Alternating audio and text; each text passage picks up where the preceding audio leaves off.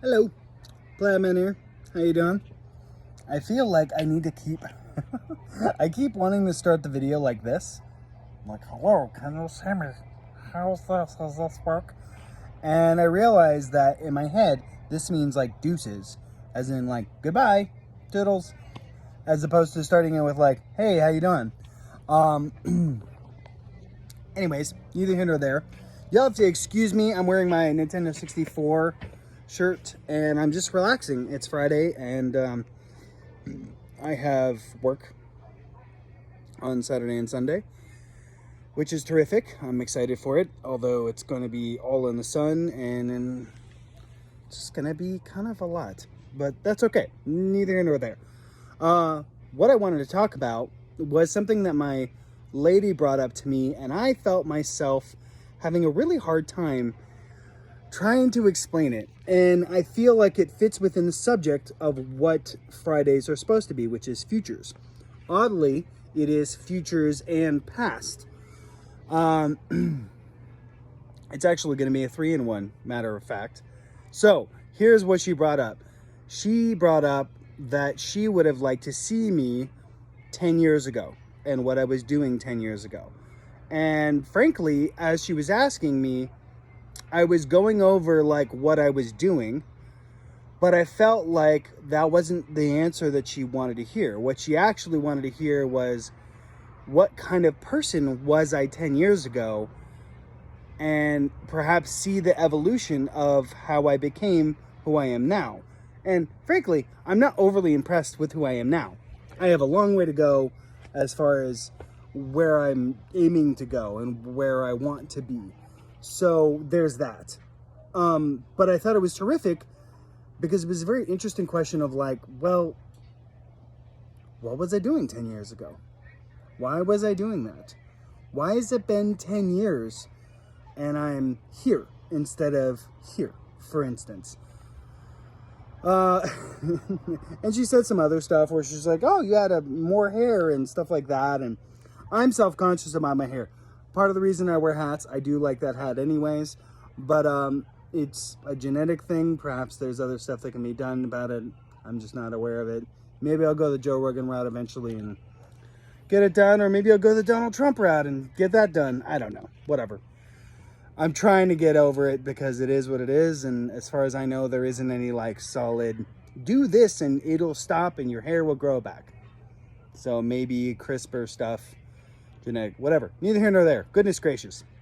Distracted Makeda much. So I thought it was very fascinating because as I went over what I was doing 10 years ago, I was realizing, oh, wait, okay, so yes, I'm doing this and this and this, but what she's trying to get and what I was finding a hard time quantifying was, what was the man I was 10 years ago?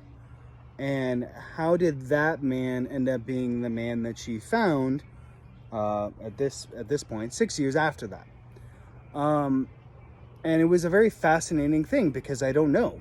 I know I had certain things, and as I thought about it, there was some momentous stuff in my early 20s that I overcame, and it took a while. It really took about 4 years out of my life that it cost me that. Like, I had some really rocking things going for me, and I just kind of popped off the rocket. I like slid off the rocket.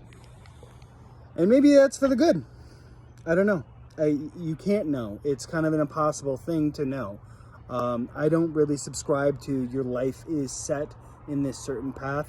I very much think that you choose what you do and how you do it, and therefore the actions that come afterwards because of your actions are your responsibility. And how that's kind of related to futures things is that if I were to go the other way and I look at 10 years from now, where do I want to be, and look at what do I want to have accomplished, and obviously be happily married. I would like children and a home, a really nice home that we call ours, and this and that. And those are all like good family stuff. And then you get into like, you know, physical things like, oh, I'd like to have a car and I'd like to have this and I'd like to have then you get into like accomplishments like career-wise. Oh, I want to have done this, and I want to do this, and this, and this, and this.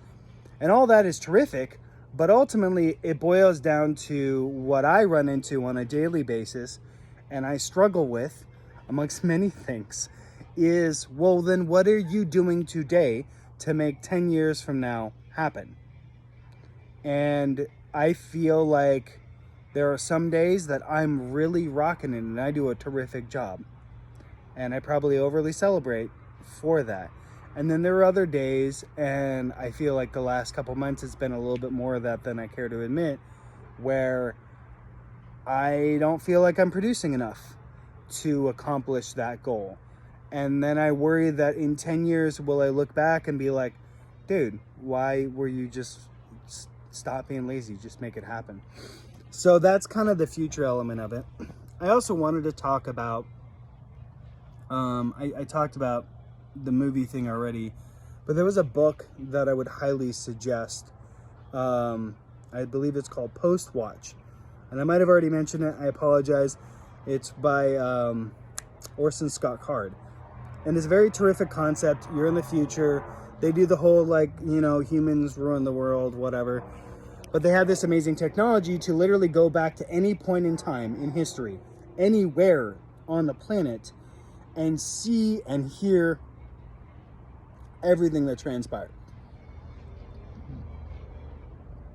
Which to me is arguably one of the most amazing time traveling things ever, because it's not going, like, they don't have the ability to go back in time and change time.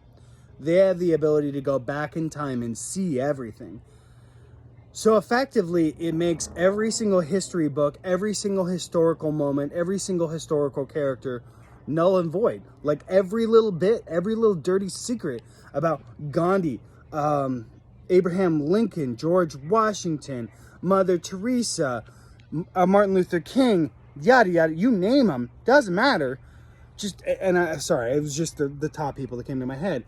Every single one of them is just like, you know, every single thing about their lives. You don't know exactly what they're thinking, but you can see what they did and how that became the person they are. And to me, that was such a profound concept.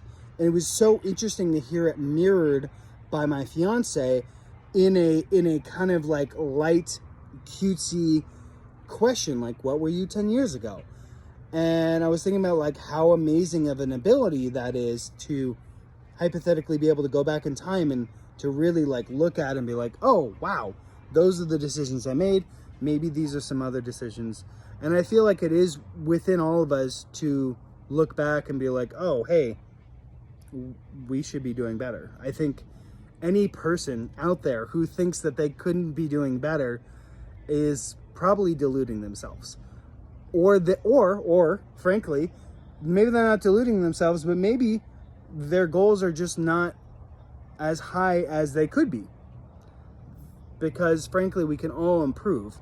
And if a person thinks that they cannot improve, they are perfect, then that only means the only place they can go is down. So if you can't get better, the only way to go is down. Just think about that.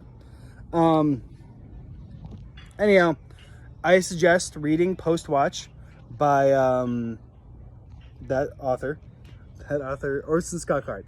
Read Postwatch by Orson Scott Card, and then yeah, let me know what you think in the comments. It's an amazing story, well worth watching, or reading rather. Watching. That's how I read books, by the way, I like ingest them, and even if I'm listening to them or I'm reading them, they come across as kind of like a movie, but I'm justifying my word mess up. Anyhow, that's it for today. We're doing a little less than 10 minutes. I love you all. Tune in. I may do something over the weekend, but probably not. I'll just see you on Monday. All right, Cloudman out. Deuces. Take care. Bye.